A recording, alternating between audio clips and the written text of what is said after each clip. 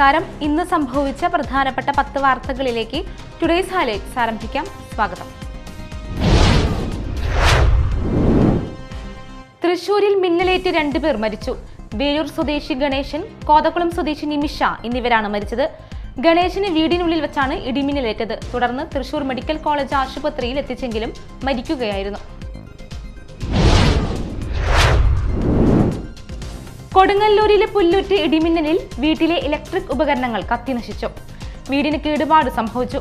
പുല്ലുറ്റ് പന്തലാലുക്കൽ ക്ഷേത്രത്തിന് സമീപം 4 മാക്കൽ പ്രേംലാലിന്റെ വീട്ടിലാണ് നാശനഷ്ടമുണ്ടായത്. ഇന്ന് രാവിലെ 8 മണിയോടെയായിരുന്നു സംഭവം. തൃശൂരിലുണ്ടായ ശക്തമായ മഴയിൽ നഗരത്തിന്റെ താഴ്ന്ന പ്രദേശങ്ങൾ വെള്ളത്തിൽ മുങ്ങി. ഇക്കണ്ടവാരി റോഡ്, അക്കാട്ടിക്ലൈൻ എന്നിവിടങ്ങളിലാണ് വെള്ളക്കെട്ടുണ്ടായത്. കുന്നംകുളം റോഡിൽ വൻ ഗതാഗത തടസ്സം രൂപപ്പെട്ടു. ശങ്കരയ്യർ റോഡിലും പൂത്തോളിലും കൊക്കാലയിലും സ്ഥിതി വ്യത്യസ്തമല്ല. കനത്ത മഴയിൽ അന്നമനടയിൽ വീടുകളിൽ വെള്ളം കയറി. അന്നമനട മാർക്കറ്റ് റോഡിലും അതിരക്കാട് ലക്ഷംവീട് കോളനിയിലെ 200ഓളം വീടുകളിലുമാണ് വെള്ളം കയറിയത്. അമ്പലനട, കല്ലൂർ ചന്തകളിൽ നിന്നുമുള്ള വെള്ളമാണ് വീടുകളിലേക്ക് ഒഴുകിയെത്തുന്നത്.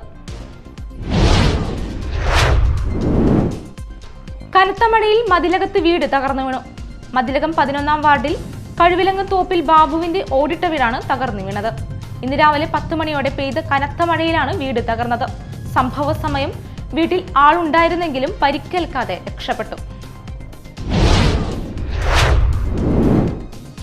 മണ്ണിടിച്ചിൽ ഭീഷണി നേരിടുന്ന കരൂപ്പടന്ന മുസാഫരിക്കുന്നിൽ നിന്ന് മാറി താമസിക്കുവാൻ ആവശ്യപ്പെട്ട് 21 വീടുകൾക്ക് പഞ്ചായത്ത് അധികൃതർ നോട്ടീസ് നൽകിയത് വിവാദമാകുന്നു.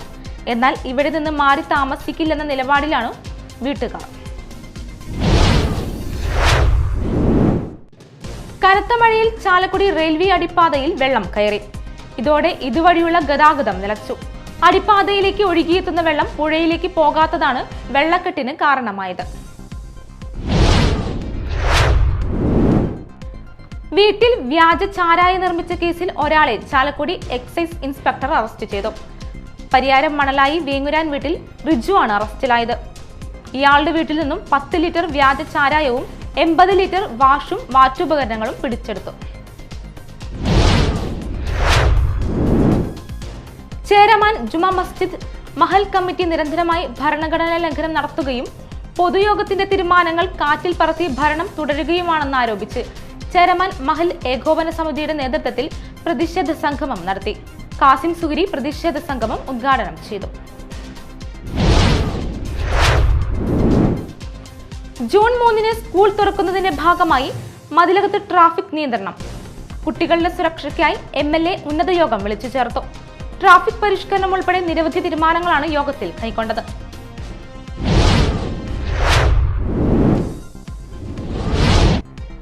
ഹൈലൈറ്റ്സ് വാർത്തകളുടെ വിശദമായ റിപ്പോർട്ട് അടുത്ത ന്യൂസ് റൗണ്ടപ്പിൽ കാണാം. ടുഡേയ്സ് ഹൈലൈറ്റ്സ് ഇവിടെ സമാപിക്കുന്നു. നമസ്കാരം.